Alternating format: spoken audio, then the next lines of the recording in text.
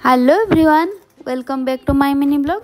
आज मु भिडियोटी स्टार्ट करी ट्रेन भितरु कहीं ना आज मु बारिपदा रिटर्न करुली। जेहेतु मो ट्रेन टी सकाळ 6 रु थिला सेति मते जल्दी उठिबा पड़ता आ मो निद भी कंप्लीट हो नाला। तेणु ट्रेन रे उठिला परे मोर फास्ट काम थिला बेड बनेबा आ सोइबा।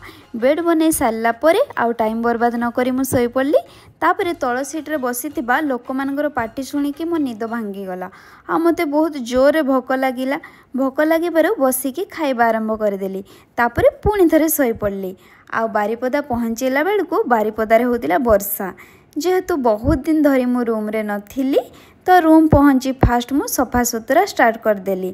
आज दिन सारा ट्रावेल करथिबारु बहुत टायर्ड लागुथिला। तेणु रूम सफा सुतरा कर सारला परे मु गाधेकी फ्रेश हो गली। आओ फ्रेश हो सारला परे गरमा गरम डिनर करिकी सोई पड़ली। जदि आपण मानकु वीडियोटी भल लागिथिबो लाइक और शेयर कर देबे। रहूची, बाय बाय।